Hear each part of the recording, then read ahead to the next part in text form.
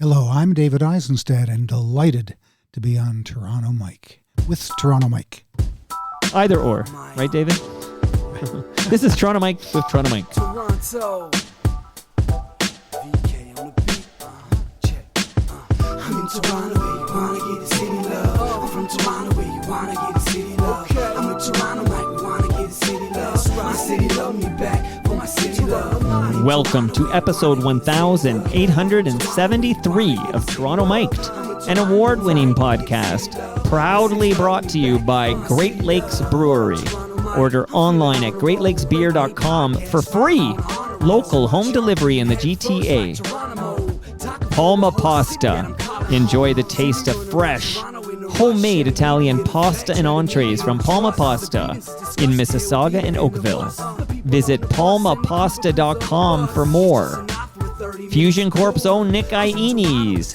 He's the host of Building Toronto Skyline and Mike and Nick, two podcasts that you ought to listen to. RecycleMyElectronics.ca. Committing to our planet's future means properly recycling our electronics of the past. And Ridley Funeral Home. Pillars of the community since 1921. Joining me today, making his Toronto Mic'd debut as we celebrate Passover, it's David Eisenstadt. How you doing, David? Hey, I'm doing well and great to be here with you. Happy Passover to you. Well, thank you. Thank you. And to all your listeners who may be celebrating. Well, let's disclose the fact that you were a part of the episode I just wrapped. So we're speaking at, it's almost 1 p.m. on March 31st. Passover begins on April 1st at sundown, right? At sundown, it does. I'm learning a great deal.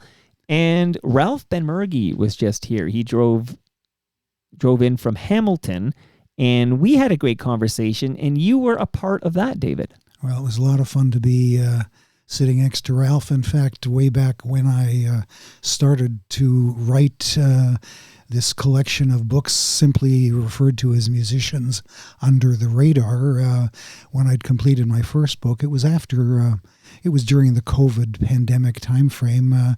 I actually was one of Ralph's first guests on his show, The Rabbi Show. Not that kind of rabbi. Not that kind of rabbi. That's the guy. Okay. And so it was good to see him again in the flesh. Yeah, absolutely. So this was a happy happenstance. You're a part of that episode. Now you're making your Toronto Mike debut, but you did disclose to me right now that you've written these books called Under the Radar.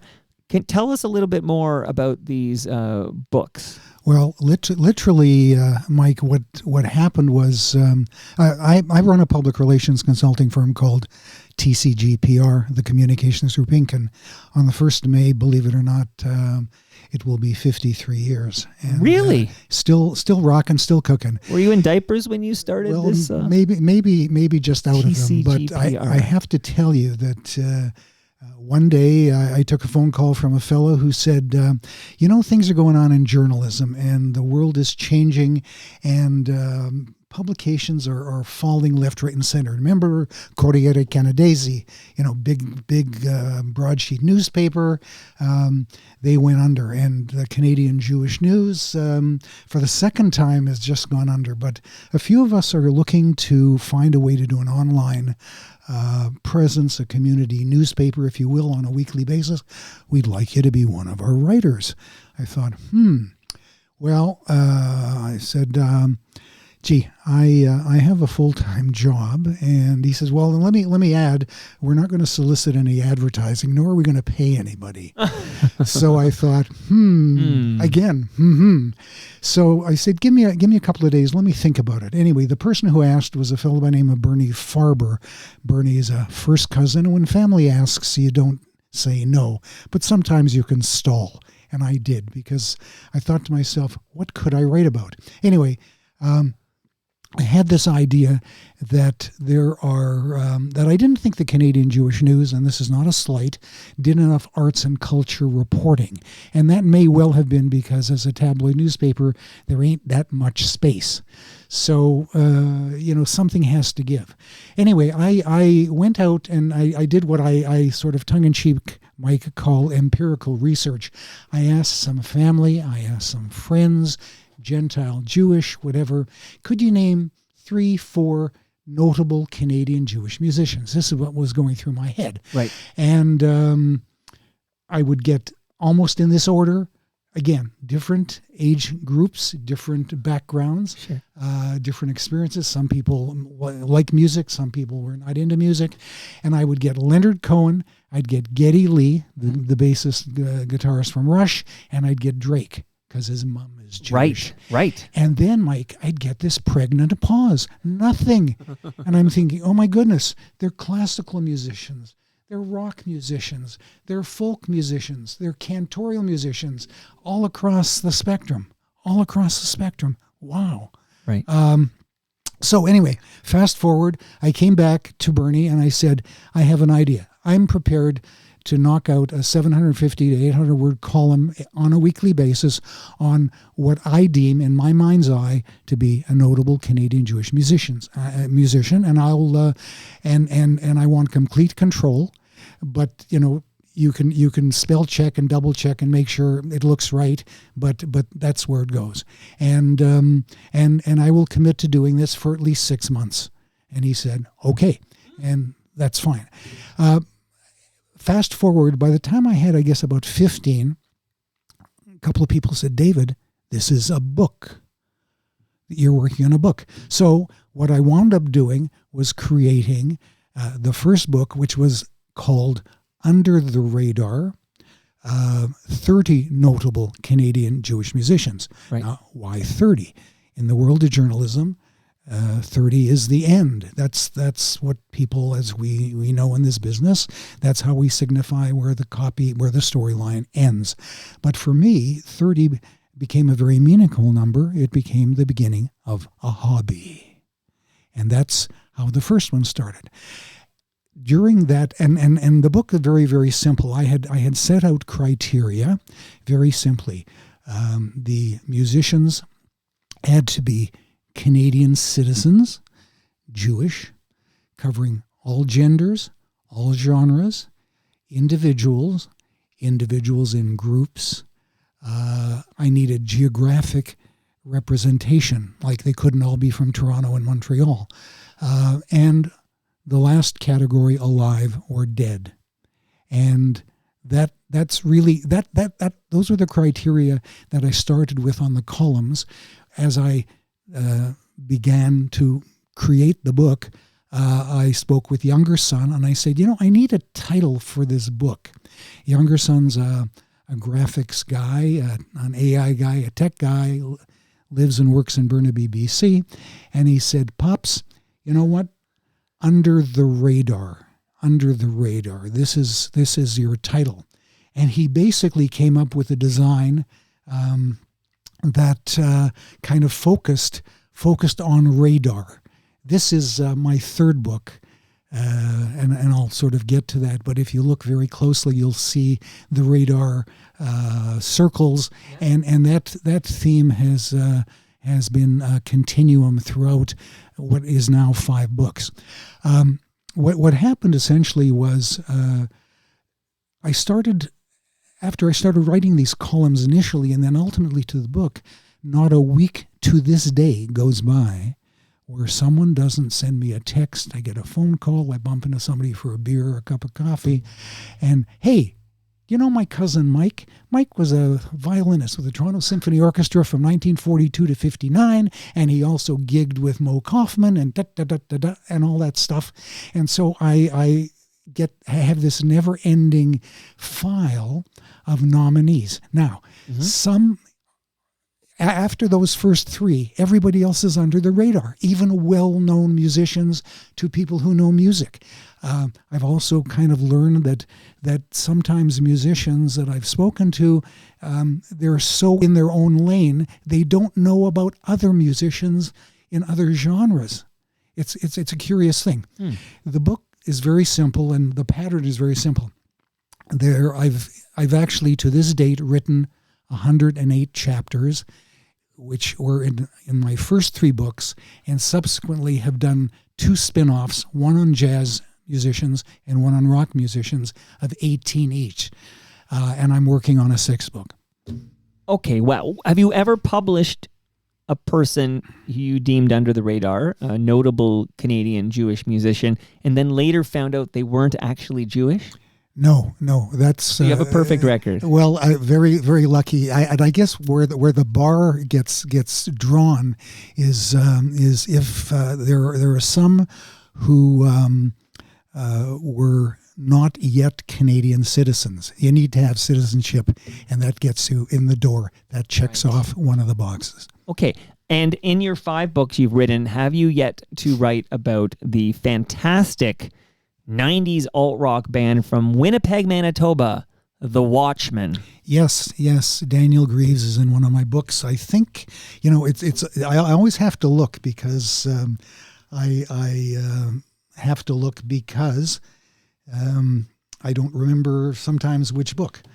Sure, but one of the books. Yeah, Daniel's in. People should buy the whole collection. Well, they should. The books are all on Amazon, and actually just about to be on sale at the National Music Library in Calgary, which is a real, big. I'm a Calgarian, and it's a wonderful, wonderful institution, and they were really quite keen to kind of add them.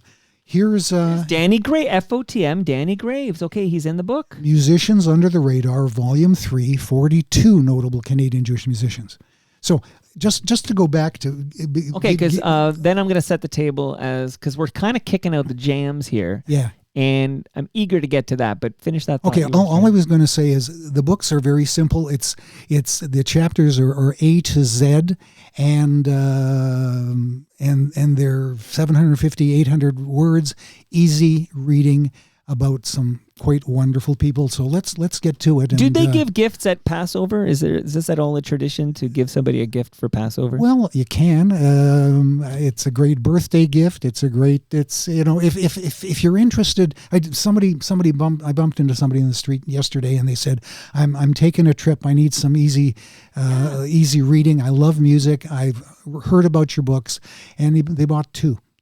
Great, nice, terrific. So yeah, you always need a backup. Okay, exactly. So yeah, for the person you love, fun to read a list of notable, Canadian Jewish musicians, and they may not be obvious. So I'm guessing you do not write about somebody like Geddy Lee because he is not under the radar. Well, again, those 3 didn't make it. They're above the radar. And I have to say, this Under the Radar was never meant to be a put down. I've had some musicians kind of bridle back and kind of go like, well, I'm really, I was never hiding the fact I'm Jewish. No. The issue of, don't you know that I'm a star? Don't you know that I'm a star? I've had some of that. Name those names. No, I'm not going to name those Dave, names. That's why you're here, David. I will tell you most everything else, but I'm not going to embarrass them. Okay. Because they shouldn't be embarrassed. But back to the Watchmen for a moment here, and then I'm going to thank some sponsors, and then we're going to kick out the jams, everybody.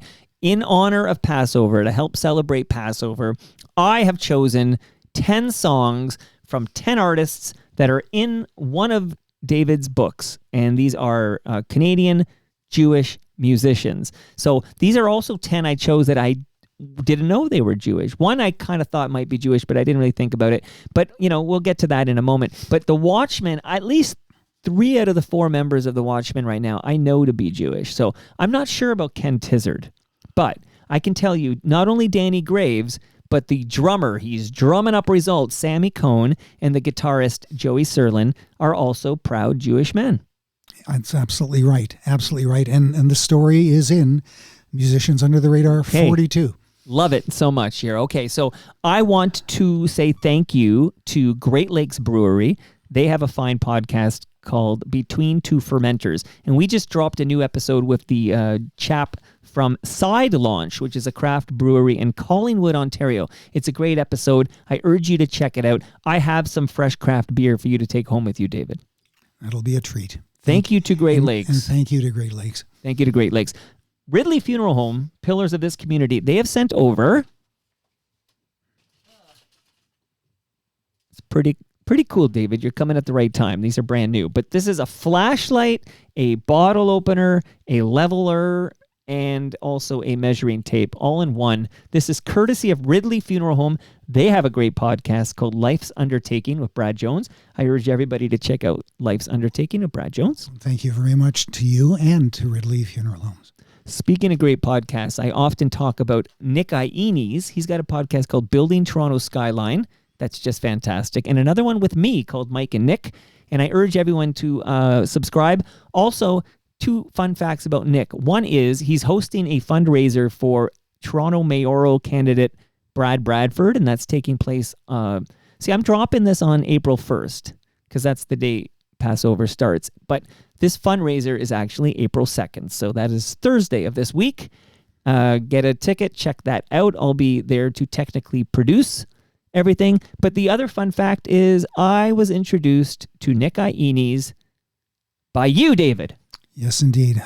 Terrific client, great developer, great builder, great Toronto booster, and a smart, nice guy. I like him very much too, but he is a big personality. So you have to give him a bit of, you can't just, I think with Nick, the trick is you can't be put off by the big personality. You have to spend a little time with it and realize what a likable chap he actually is, because he is a big personality, so he comes across with a lot of bluster. But if you start chatting him up and you spend a little time with him, you'll realize, I like this guy. Yeah, he's got a lot of substance, no question. That's the best way to put it. Nick, he's full of I stepped in a pile of shaving cream. Oh, so clean. Okay, I also want to just quickly thank recyclemyelectronics.ca, because David, if you have old electronics, old devices, old cables, don't throw that in the garbage. Go to recyclemyelectronics.ca, put in your postal code, and find out where you can drop that off to be properly recycled. Good spot, and it's needed. It's needed. It's needed. Just ask Ralph Benmergui. We got to take care of this planet. And last but not least, my youngest daughter, all my daughters, I only have 2, but the youngest daughter is so in love with the penne with rosé sauce that you get from Palma Pasta. And I'm telling you, this is the place to go. Go to palmapasta.com. They have locations in Mississauga and Oakville, but you can get it delivered, and you can find them in some Longos as well. So find your Palma Pasta, buy it, enjoy it, thank me later. At some point later this year, David, you got to come to the TMLX event that we're going to have at Palma's Kitchen in Mississauga. So that's late November, early June. I'll keep you posted. Absolutely. And by the way, I'm just going to throw this in the abyss because I need to start promoting this event, because I am headlining at the El Macombo, David. That's happening. We need to know the date. We need to know the time. Oh, see, you're in PR. I needed you. I need you in my life. Okay, so the date is May 21st. That's a Thursday night. The location is the El Macombo. And an address. And everybody knows where the Elmo is. Okay. You know where the Elmo is. We do. The Rolling Stones played there, and I'm going to play there. That's all you need to know. And Rob Pruce will join me on that stage. He's from Spoons and Honeymoon Suite. Not Jewish, though, so he doesn't get to go in your book. No, they're too bad. I'm tracking for you. I'm going to get you some new names here. Okay. Perfect. I would just let people know that you can buy the tickets for this event, and I hope you do, by going to torontomike.com and then click Elmo Gig at the top and buy a bunch of tickets and come out. I'm crafting something that should be unique and interesting, and this is only going to happen once, so don't you dare miss it. Okay, I want to get to this Passover special with David Eisenstadt, because I'm going to start playing a song, and then I'm going to bring it down. And I mean, people will know, because I'm playing the song, that this is somebody who's under the radar, a notable Canadian Jewish musician. And I'll be honest, this first artist I love very much. I know him personally. He's been in the basement. Big fan. Did not know he was Jewish till I read it in your book. Let's kick out these jams.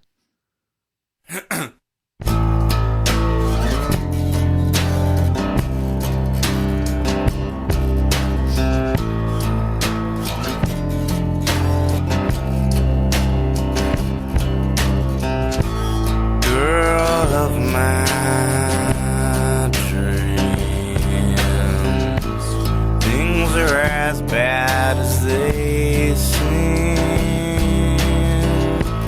she has only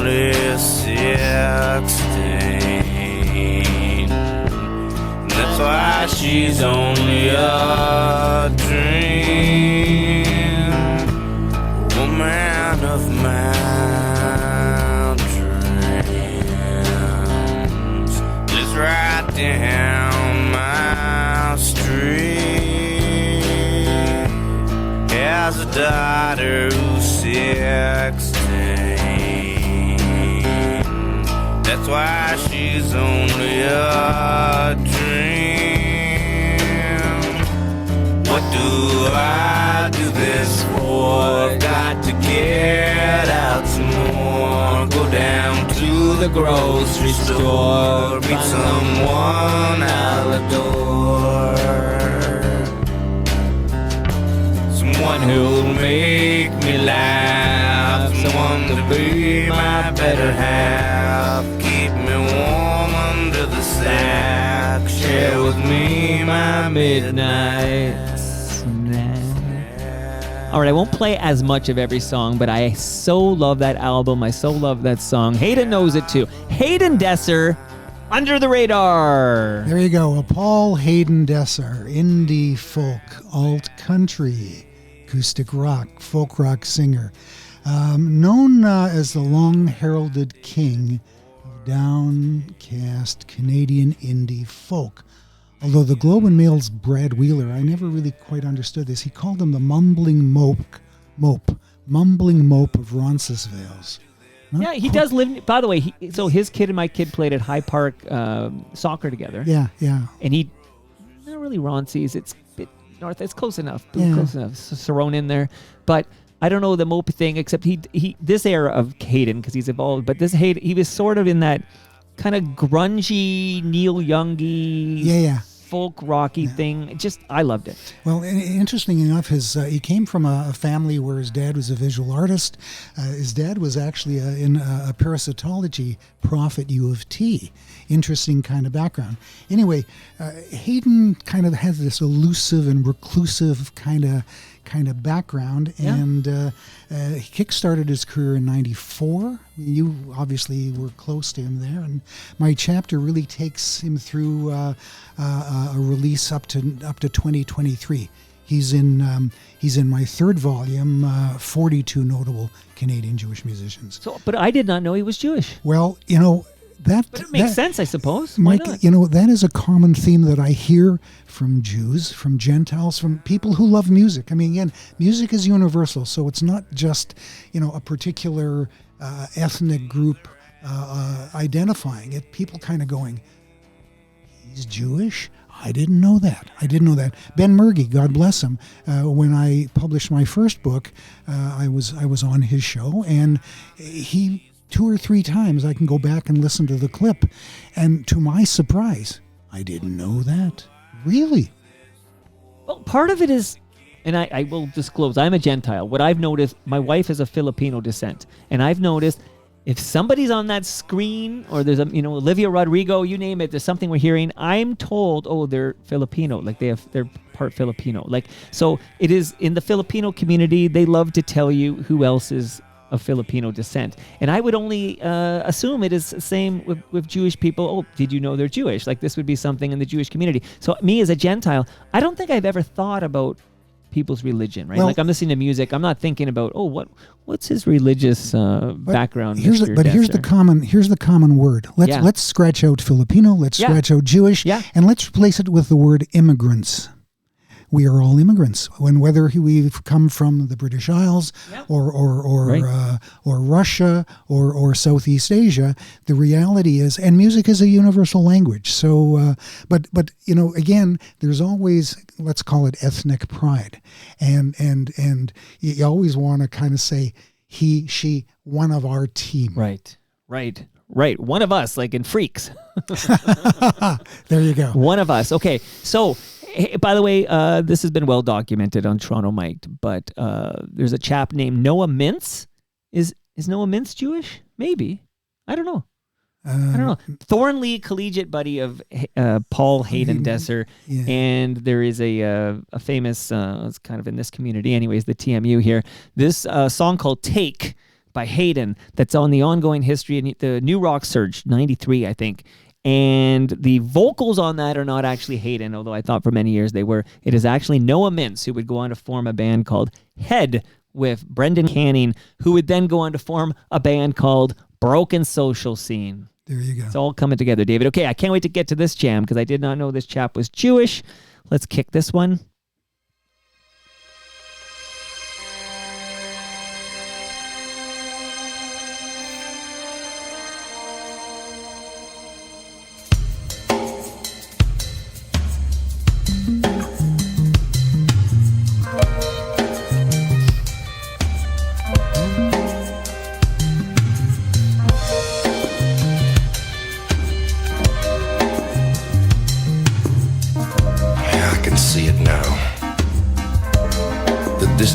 Neon shivered in the heat. I was feeling like a stranger in a strange land. You know, where people play games with the night. God, it was too hot to sleep. I followed the sound of a jukebox coming from up the levee. All of a sudden I could hear somebody whistling from right behind me. I turned around and she said, "Why do you always end up down at Nick's Cafe?" I said, I don't know. The wind just kind of pushed me this way. She said, "Hang the rich." Catch the blue train, places never been before. Look for me somewhere down the crazy river.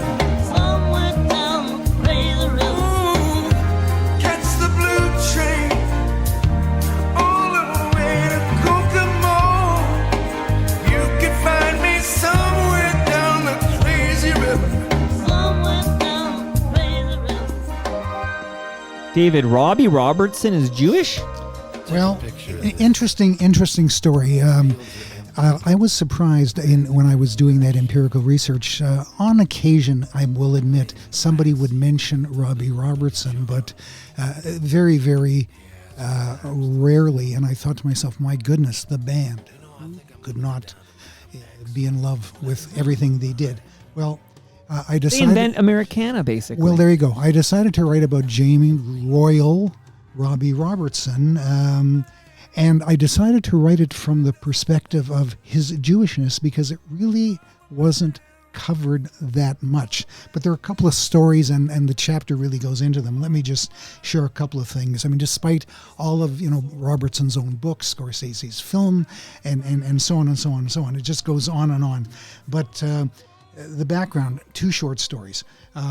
His indigenous mom, her name was Rose, she was of Mohawk and Cayuga heritage, moved to Toronto. Subsequently, she married a fellow by the name of James Patrick Robertson. Marriage didn't go well. He went off to I think he was in the Navy, went to Halifax. Anyway, she had an affair with a fellow who happened to be a Jew from America. Robbie was 13 when his mom divorced her first dad, and the fellow that she married and who fathered Robbie Robertson's name was Alexander David Klegerman, Klegerman. He was actually a professional gambler. He embraced Robbie like from the absolute get-go as if he was, he obviously was his own, but it just was like kind of a family made in heaven. Tragically, Kligerman died in a hit-and-run accident on the QEW, and Robbie was left as an orphan. Kligerman's brothers embraced him and took him in, and that they couldn't understand. You want to be in showbiz? Why don't you want to be in the garment industry, or stuff that they were involved with?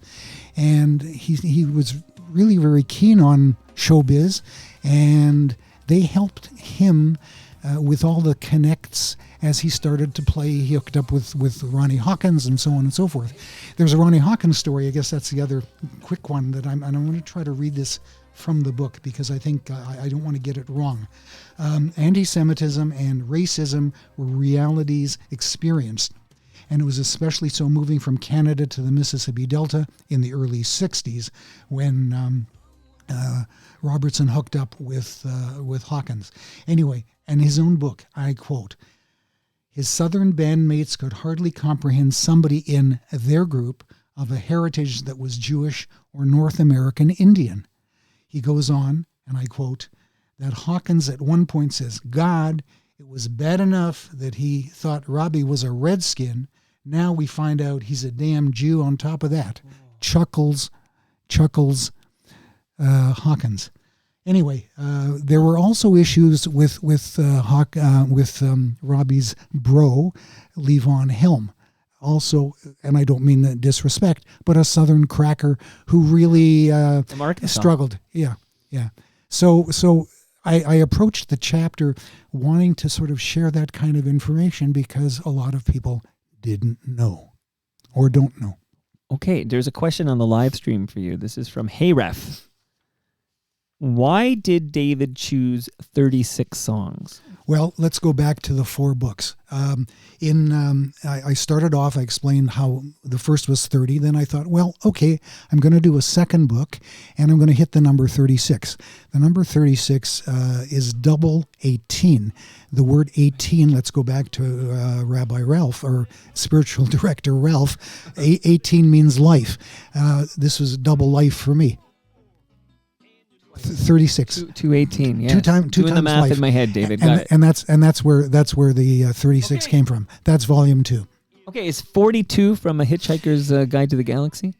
No, it's not. There's an interesting connect. That's the third book. Interesting connect to both Christianity and to Kabbalah, which is mystical Judaism. Oh, yes, popularized by Madonna, as I recall. Yes, exactly. Anyway, it's all explained in the book, but I was doing the iterations of 30 and adding 6. Okay, gotcha here. A little lesser known than the first 2 tracks I played, but and I know when it feels really for real, maybe then I'll say maybe. This, David, is Mendelssohn Joe. Yeah. Well, Mendelssohn Joe is not your average musician. In fact, he was considered by many to be the consummate multimedia artist. That was really, really a big thing, and he was internationally recognized. There's no question about that. He's a legend. He passed away a couple of years back, and I believe it was Made. I was reading. I believe he took advantage of Made. I think that's right. I mean, I think he realized, he could no longer pluck the strings. He could no longer paint the canvas, and took his own, or was really the master of his own destiny. Right. Interestingly, there's a reference in the book, Ben Mink, who's chaptered in my first book. Very much his career was influenced very much by Mendelssohn Joe. And Ben Mink, you may remember, really co-wrote so much stuff with K.D. Lang. So yes. He just sort of was everywhere. Also there's a connect to Colin Linden, who we're going to play a little bit later. Spoiler alert, David. Spoiler alert. Spoiler alert. There you Wow. go. Okay, so Mendelssohn Joe, when he passed, I spoke about this, but I remember I would see him, first of all. I remember biking by him on DuPont. I have a distinct, oh my God, there's Mendelssohn Joe. But he would appear on Much Music. He was this guy about town, an interesting artist. And then I'd have on guests who would talk about getting snail mail from Mendelssohn Joe. Mendelssohn Joe was a prolific snail mailer. Like if he saw you, David, he might see you on, maybe he heard you on Not That Kind of Rabbi. He would write you a letter about, I heard you, David, and he would kind of give you his thoughts and everything, and he wouldn't even hold back. But Mendelssohn Joe, character in this city and missed. Well, he was born in 1944 and he died in 2023. There you go. And he was Jewish. And he was part of a group known as Mainline. Do you remember Mainline? Little bit. Yeah, I do a little bit. That's a titch before my time, but I remember hearing about them for sure. He actually recorded 30 albums during the course of his career too. Prolific snail mailer and recording artist. Exactly. Absolutely. Okay, I'm going to roll right into a song that was played recently on Toronto Mic'd. A little different, and we'll see if you can name that singer here. Let's listen together, David.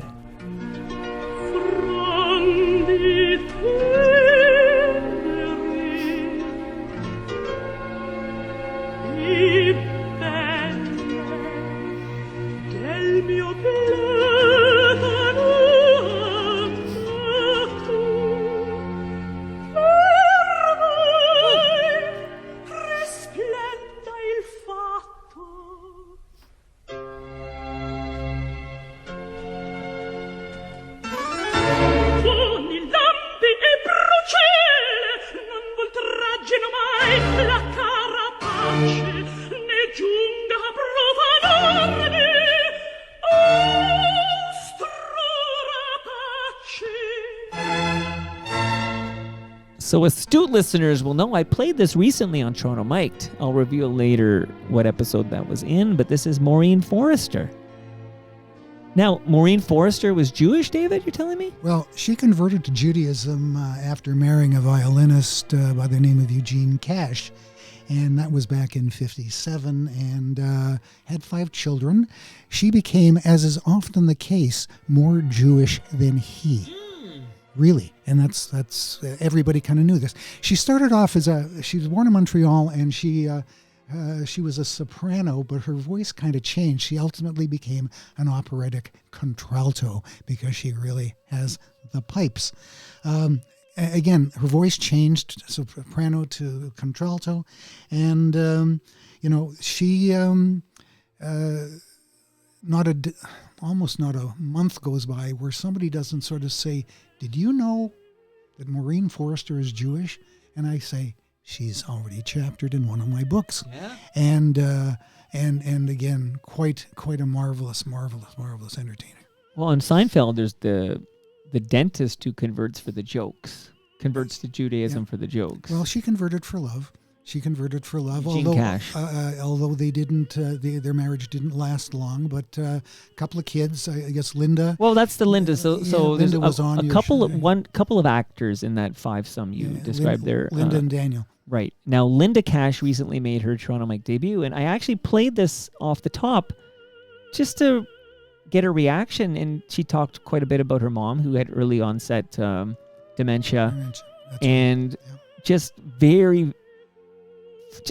fascinating to hear Linda Cash talk about her mom, Maureen Forrester. And like you said, under the radar, Maureen Forrester. There was an American critic who called her Canada's greatest natural resource. There you go. Since gold was discovered in the Klondike. So there's perspective. Okay. And we're going to let Linda take us into the next jam. We'll dedicate this coming jam to Midtown Gord, if you're listening at home, Midtown Gord.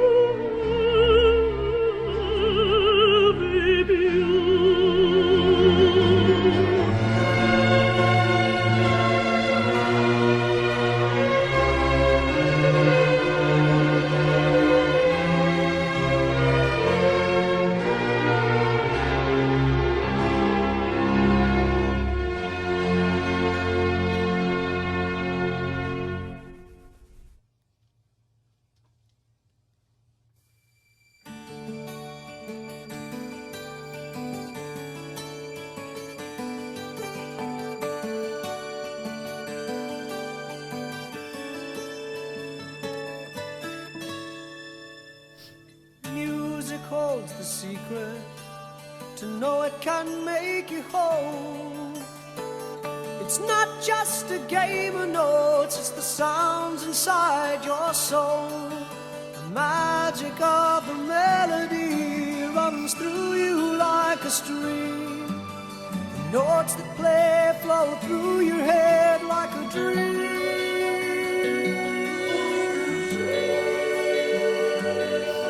Like a dream.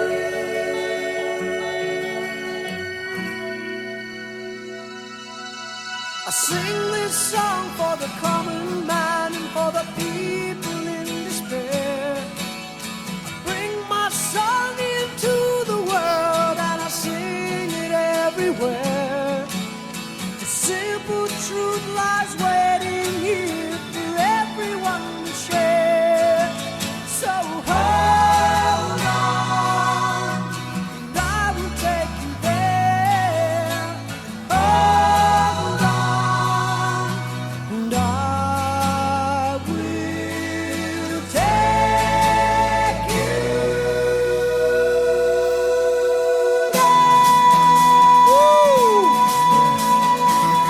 Here we go, David. We'll call this the other trio from Toronto. Who in Triumph is Jewish, David? Mike Levine. Mike Levine. Okay, are you on that mic there? He's Just the guy.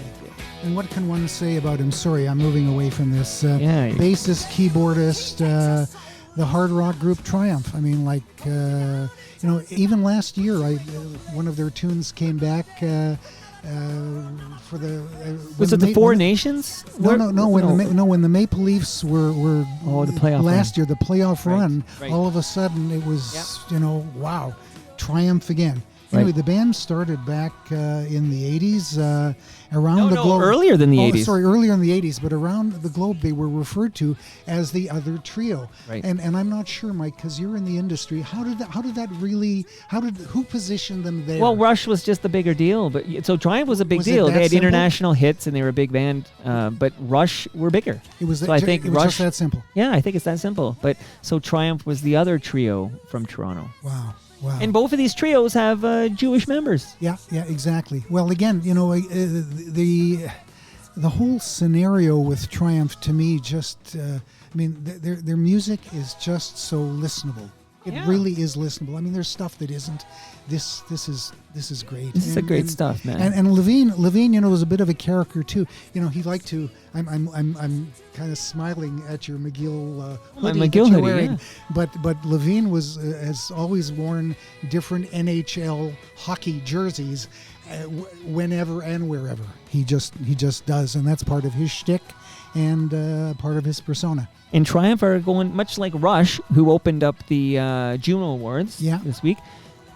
Triumph are going back on the road. Yep. So it's a good time to be in a Toronto trio, even though the Rush trio, sadly, no longer fully intact. But they have a new drummer. Well, they have a new drummer, and she's okay. Well, I mean, I saw her perform that one song, but I've got to say, I'm not familiar with that song. But it's that song apparently, not apparently, there was no Neil Peart playing on that song because it's from the first album before Neil joined the band. So, well, it'll be a good time. But I hear she's a great drummer. The fact is, they've come back and they're doing it. And if you can't pass Alex and Getty's muster, then they're going to get another drummer. Obviously, Rush heads are going to have a great time in that tour for sure. Here, okay. Thank you to Triumph and Mike, a fellow Mike, and I'm going to roll right into a name that you've already mentioned on this program.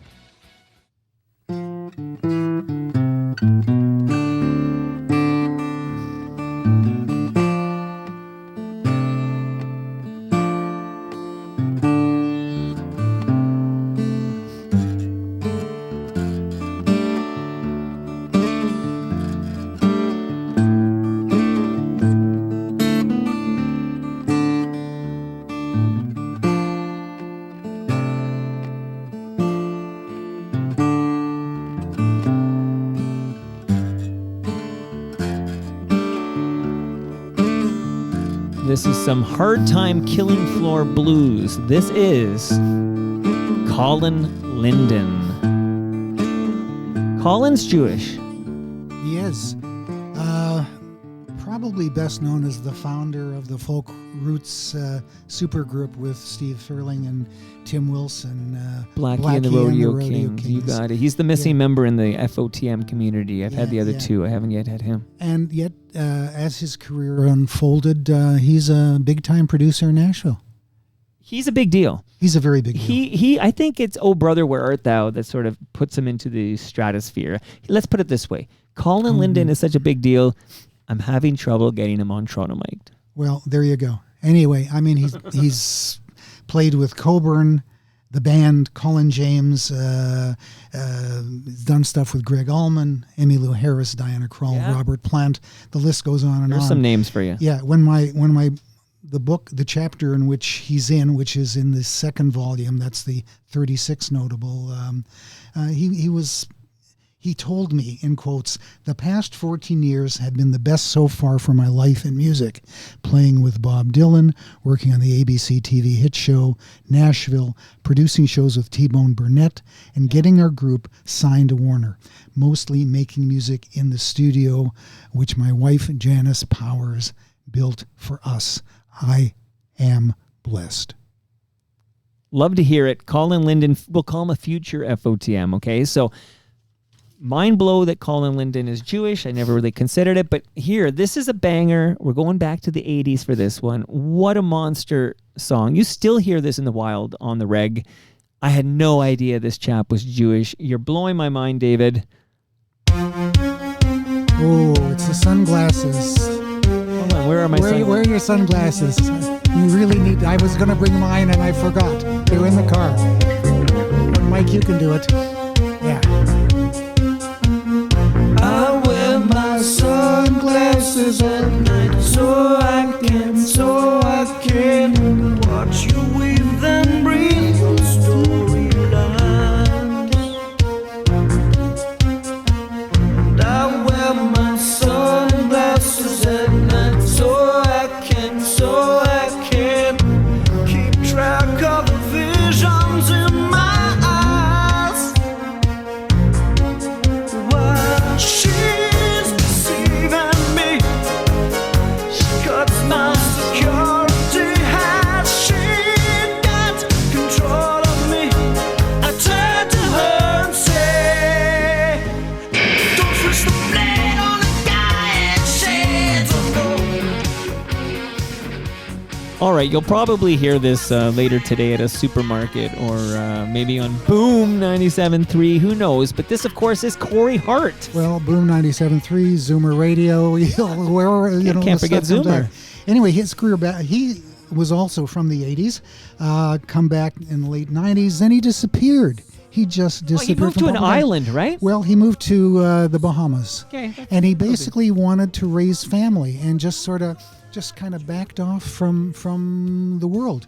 Yeah. And, Montreal. Come back, Corey. Let's come to the basement, buddy. Montreal-born pop singer, my goodness. Fast forward to 2011, celebrated 30 years in music. He came back, teamed with Canadian DJ I Love. Okay. Yeah. And on a remix of Truth Will Set You Free.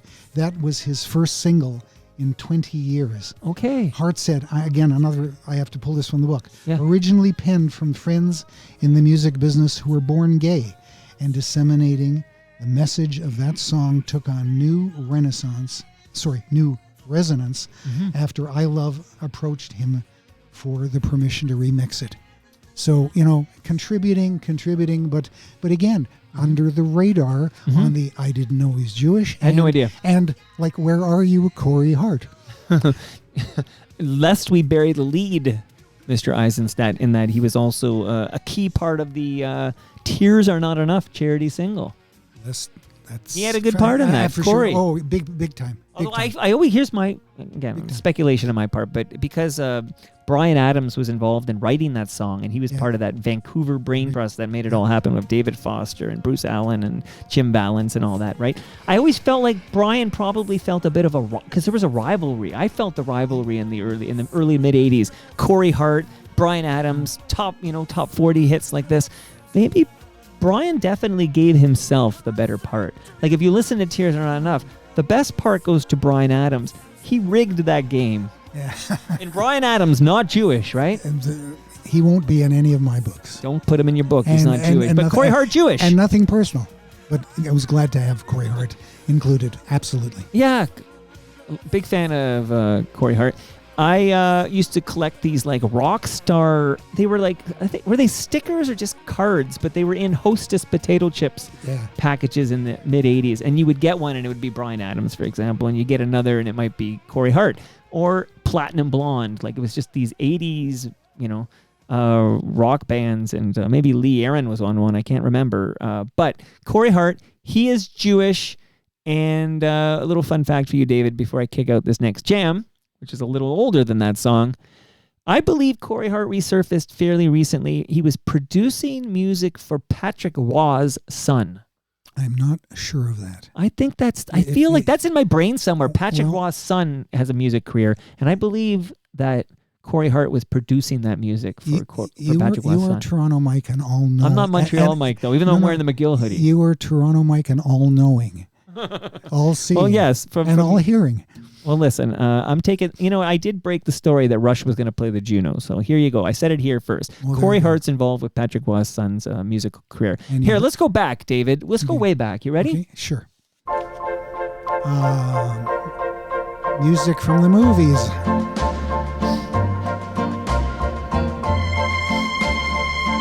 I mean, because there's no words I can talk over it, I believe this is probably one of the most famous pieces of instrumental music. Like, there's no words in this, it's all instrumental, and it is iconic. Well, here's a story. Here's a story you might find of interest in terms of Percy Faith. He grew up in Toronto. He wanted to be a pianist. He took piano lessons, and but there was a tragedy in the family. There was a fire in the house. He ran in, he rescued his sister, pulled her out, burned his hands. No more piano lessons. So he decided composition and conducting was a route he might want to go. Anyway, bottom line, his career just took off, and ultimately written tons of stuff. Moulin Rouge was another one of the oldies and goodies in this same kind of vein. Now, I want to tell you a quick story. Yeah. In each of the books, each chapter has a photograph of every artist. So there's a Colin Linden, there's a Corey Hart, there's a Percy Faith. When I was looking for the hardest part of this whole project over the years has been getting permission for photographs with no budget to spend $5,000 for the rights. I kept looking for Percy Faith, and everything I saw was copywritten or copyrighted, and the reality was, besides that, every photograph was of him, high cheekbones and a stern look. And I'm thinking, oh my goodness, I would really like to have a shot with a smile and maybe with a baton or his hand in the air leading an orchestra. Anyhow, I contacted a few people, ultimately reached a grandson in just outside of Pittsburgh, and he said, the family does not have the rights to any of Grandpa Percy's pictures. I said, how come? He said, it's the way it is. He said, but I think I can help you. A couple of days later, I get a call from a photographer in Hollywood, because that's where Faith basically finished his career, writing tons of movie music. And the photographer said, my dad had taken photographs of starlets and sports personalities and musicians and so on. And I think I have the kind of photograph you're looking for. I'll double check and I'll send you something. So I'm going, okay. A couple of days go by, I get a text message, then I get an email, and he says, how's this shot? And lo and behold, it's the shot of Percy that I wanted in my heart, with a smile, with a hand waving, and he's in my first volume, Under the Radar, 30 Notable Canadian Musicians. So I'm waiting for the shoe to drop, and I say, as delicately as I can, what could I give you for that photograph? And he said, David, if you in fact do this first book, I want a signed copy. And perfect. And it's yours. And that's how I got the picture. Wow. But Percy Faith might not have made the book because I didn't want the chapter to have no picture. Fascinating. And that song I played, a theme from a Summer's Place. I heard it on an elevator the other day. I must tell you. It's part of the fabric of the world's pop culture mosaic here. But I would say I have a memory of, I had Snow in the basement. Snow, not Jewish, right? Just checking. Darren O'Brien, not Jewish. Not Jewish. Okay. No. All right. So Snow is in the basement, and we're talking about his big hit, Informer. And I think the previous Canadian song to spend the longest time at the top of the Billboard Hot 100 was, in fact, that Percy Faith song that we just played. So I think that record was either tied or broken by Snow's Informer. Well, I have to tell you, I've done a number of presentations to, I'm going to use the word, I don't like the word seniors, but I'm going to call them veterans groups. And I'm telling you, the bobbing and the weaving, the swaying and the waving and everything, unbelievable. They love Percy Faith. Well, I was doing some bobbing and weaving and celebrating when Sidney Crosby scored the golden goal in Vancouver in 2010. Okay. And this song was all over the CTV telecasts.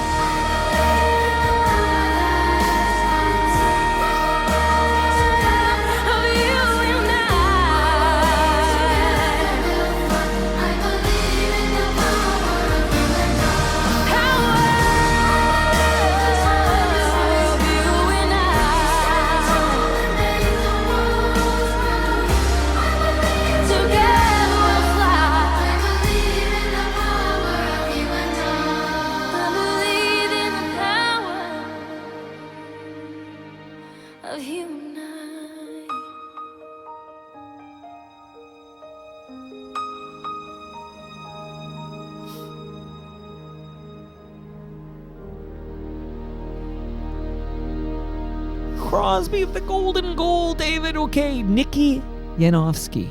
She's Jewish. And no relation to Zal Yanofsky.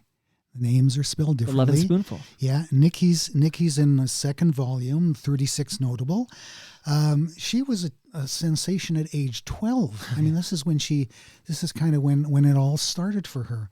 But she's fallen under the radar. Right. I mean, she did become the youngest artist to headline her own show at the Montreal Jazz Festival in 2005. And she was kind of everywhere, crowds in the thousands. But, and I guess her recording debut happened in 2007. I had to go back and take a look, called Airmail Special, on the album she cut We Love Ella. Ella Fitzgerald, sure. Yeah, exactly. Well, again, she picked up on a lot of the oldies, but was one of the kind of an old soul, really. Yeah, like for but a young one of woman. the more difficult people to write about, because she has subsequently fallen under the radar, and candidly, I don't know where she's at today. And it's wild when you consider that song was forced down our throats, whether we liked it or not, for a couple of weeks there in 2010. It was a huge coup for her. You know, one of the nicest, I'm going to call it perks of this experience of writing about the various artists, and I hadn't thought much about it, Mike, in advance, but I started getting messages from families of artists deceased. Saying, you know, we are so appreciative of the fact that, you know, you've documented in more than 3 paragraphs the history. The work here is music history, not music critique. You've documented the history of my uncle, my cousin. Quick story, if we have time, on Mo Kaufman. Mo Kaufman's in my very first... hey, why don't I play the song? Oh, yeah, we're going to close it with Mo. That's right. Well, then I'll tell you the Mo Kaufman story after you play. Let's, because this will be a nice way to end things, David, Sure. and I thoroughly enjoyed this Passover gift we're giving all who celebrate here today. And those who don't. And those who don't, yeah, you can have it too. I'm glad this all worked out, because I didn't disclose it yet on this episode, but I screwed up my calendar. So you were forced to sit there while Ralph and I, talked for 90 minutes. But here you are making your Toronto Mic'd debut, and this will end nicely. We're going to hear your story about Mo Kaufman. But this song inspires the Toronto Mic'd theme song that I've been using for almost 1,900 episodes. So let's listen to some Mo Kaufman.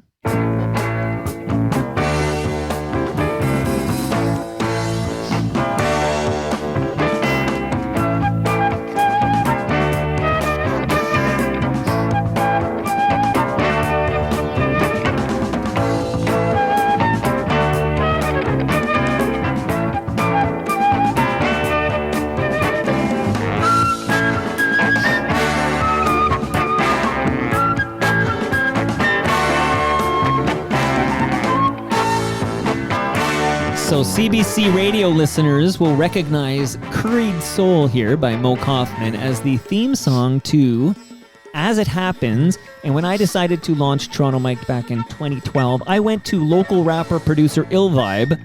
I don't know if he's Jewish or not. I got to find out. If he's Jewish, you can stick him in the next installment. But Ill Vibe, I said to Ill Vibe, I want a hip-hop version of Curried Soul by Mo Kaufman.